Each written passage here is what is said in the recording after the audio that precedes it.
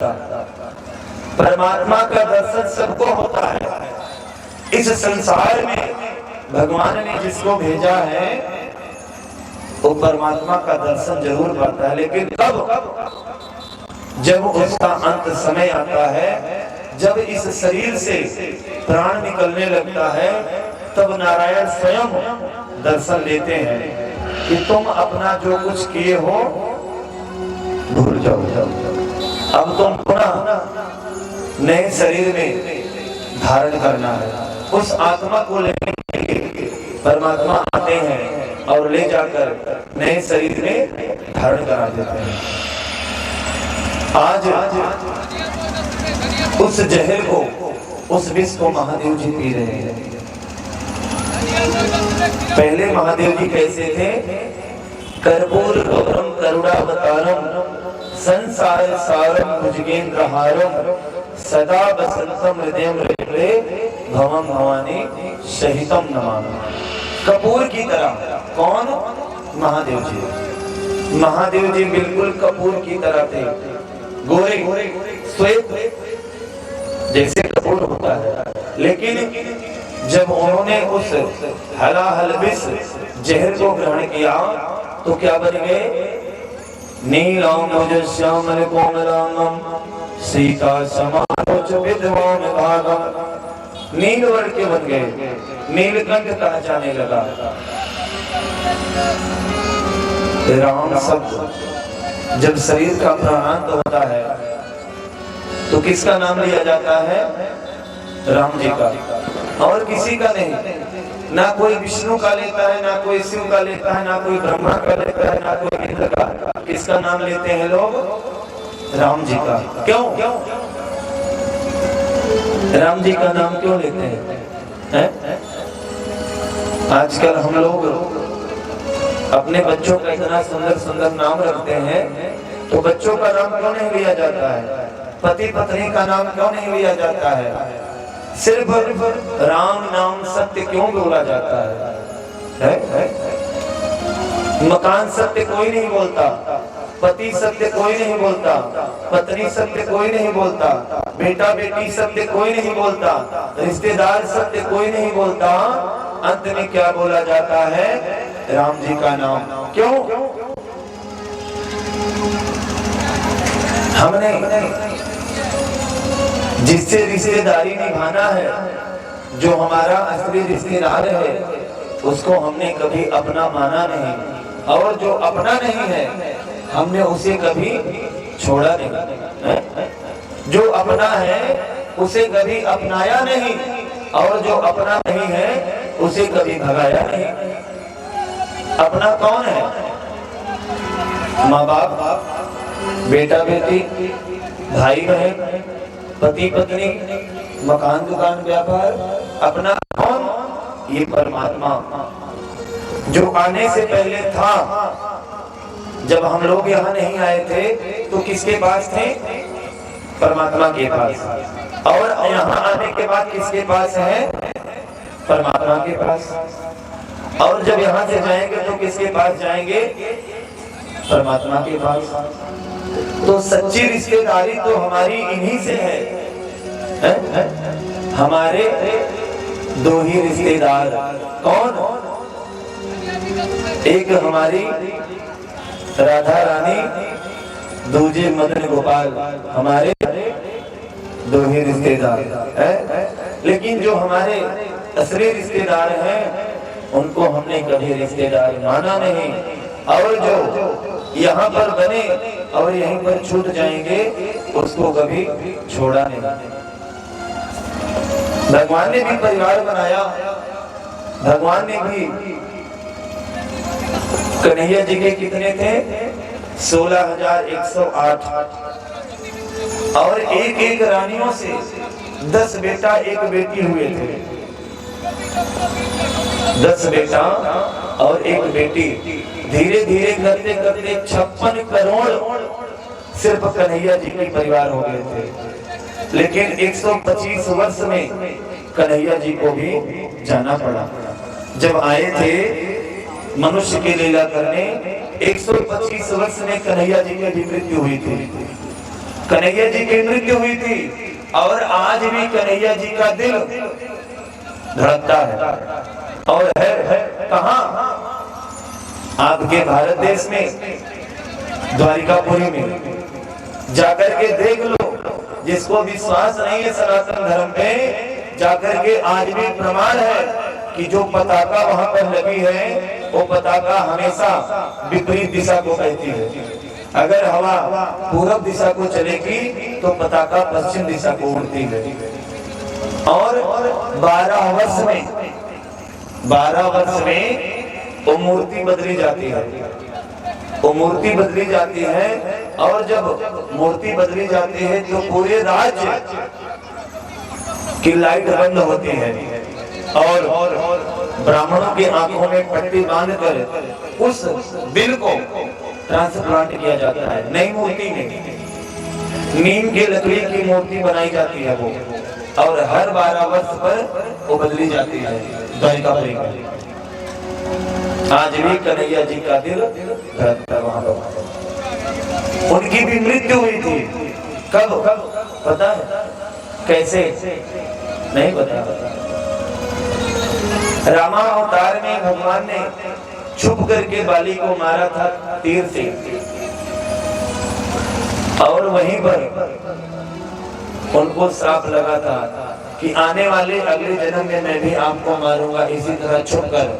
वही राम जी जब द्वापर में कृष्ण बने तो कदम की डाली पर बैठ करके बांसुरी बजा रहे थे और भैया बाण को मारा और कन्हैया जी के तारों पर तल्ले पर पांव के तल्ले पर जब बाण लगा वहीं पर कन्हैया जी तड़पते रहे। तब उनका वहां से निकाला गया 125 वर्ष। एक कथा बहुत बड़ी है। अगर मैं सोचूं कि मैं आपको सुना दूं पूरी तो कभी नहीं सुना सकता, उम्र खत्म हो जाएगी। लेकिन ये कथा खत्म क्यों? 18,000 श्लोक है, 335 अध्याय है, 12 स्कंद है इसमें। लेकिन जो हम सबके जीवन में धारण योग्य, जो हम सबके जीवन में मोक्ष की मार्ग बनाने वाले प्रसंग हैं, उन प्रसंगों को जरूर श्रवण करना चाहिए। आज शिव जी ने उस हलाहल विष को पिया। जब मुंह को खोला तो क्या बोला उन्होंने? रा। रा के बाद क्या आता है? आ, है ना? मुंह को खोला तो रा शब्द से, और जब खत्म होने लगा तो मां। रा धन आ धन मां, राम। ये राम शब्द जो बना है ये 14 सूत्रों से बना है।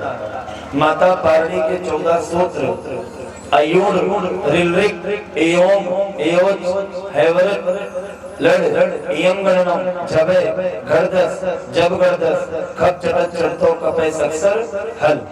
ये माता पार्वती के 14 सूत्र हैं। इन्हीं सूत्रों से जितने भी शब्द बनाए गए हैं धातु से। जब संस्कृत में व्याकरण पढ़ते हैं तब उसमें पढ़ाया जाता है एक वचन, द्वि वचन, बहुवचन, प्रथम पुरुष, मध्यम पुरुष, उत्तम पुरुष। महादेव जी ने उस हलाहल विष को ग्रहण किया।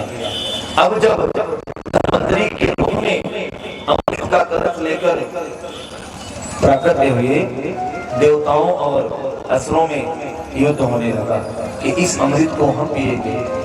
तब भगवान ने माया रची और मोहिनी का रूप धारण किया। किसने? नारायण जी। नारायण जी बार बार अपने धर्म और अपने भक्तों को बचाने के लिए अपने रूप को अवतरित करते हैं, जन्म लेते हैं। हमने कल बताया था ना कि कई लोग फेसबुक पर क्या लिखते हैं? अवतरण दिवस की हार्दिक शुभकामनाएं। अवतरण दिवस की, जबकि ये गलत है। ये शब्द हमारे आपके लिए नहीं है, अवतरण दिवस हमारे आपके लिए नहीं है, अवतरण दिवस भगवान के लिए बोला जाता है, क्योंकि जिसका जन्म होता है उसको अवतरण शब्द से संबोधन नहीं किया जा सकता। अवतार किसका हुआ है? हमारा आपका हुआ है? नहीं हुआ। अवतार किसका हुआ? भगवान का। हमारा आपका तो जन्म हुआ है, तो हमारा आपका तो जन्म दिवस होना चाहिए, अवतरण दिवस तो भगवान का हुआ है। कभी कभी में अवतार, कभी 12 भगवान में अवतार, कभी 10 में अवतार, कभी परशुराम का अवतार, कभी वेद व्यास जी का अवतार, 24 अवतार भगवान के। तो अवतरण दिवस तो इनका होना चाहिए है, और हमारा सबका जन्म दिवस होना चाहिए। लेकिन अभी तो बुरा लगेगा, तो इस करके कुछ ऐसे शब्द हैं जिनका प्रयोग हमारे आपके लिए नहीं होता, और ना हम आप कभी भगवान बन सकते हैं। इंसान जितना मर्जी करोड़पति, लखपति, अरबपति, करोड़पति हो जाए, कभी भगवान नहीं बन सकता। आगे कथा सुनाऊंगा। राजा पौंड्रक कन्हैया बनना चाहते थे कि मैं भी कृष्ण बनूंगा। नकली चक्र, कमल का फूल, सब कुछ अपना बना लिए, विमान वगैरह। लेकिन जो नकली है, जो असली है वो असली है। आज मोहिनी के रूप के भगवान जब अवतरित हुए, असुरों के पास गए, असुरों से बोले कि आप लोग एक अमृत को लेकर के कहां जा रहे हैं? इस अमृत को क्या करोगे? तो असुरों ने कहा कि आप कौन हैं? तब उन्होंने कहा कि मैं एक ऋषि की पुत्री हूँ और मैं मार्ग भटक गई हूँ, भूल गई हूँ रास्ता, मुझे रास्ता नहीं मिल रहा है, अब मैं जाऊं तो कहाँ जाऊं? तो असुर राज ने कहा कि अब तुम्हें घबराने की जरूरत नहीं है, तुम चिंता मत करो, तुम्हें उचित स्थान पर मैं ले चलूंगा, और अब तुम तो विवाह के योग्य हो गई हो, और मेरी इच्छा है कि मेरे साथ तुम विवाह कर लो, क्योंकि मैं असुरों का राजा हूँ, इतना बलशाली कि देखो मेरे पास अमृत का कलश है, जिसके लिए देवता तरस रहे हैं, वो अमृत का कलश आज हमारे पास है, और मेरे साथ तुम विवाह कर लो। उन्होंने कहा कि विवाह ऐसे कैसे विवाह कर लो? असुरराज कहते हैं अगर विवाह कर लोगी तो फायदे में रहोगे। भगवान मोहिनी में जाकर उनको मोहित कर रहे हैं, भरमा रहे हैं, माया का जाल बिखेर रहे हैं। असुरराज कहता है कि मुझसे विवाह कर लो ऋषि कन्या। तो ऋषि कन्या कहती है मोहिनी जी, एक शर्त पर, ये जो अमृत है इसका वितरण मैं करूंगा, मैं करूंगी। क्यों? क्योंकि तभी मैं आपसे विवाह करूंगी। उन्होंने कहा ठीक है, अगर आपकी यही शर्त है तो मान लेता हूं। उन्होंने दिया अमृत का कलश, कहते कि चलो वितरण करो।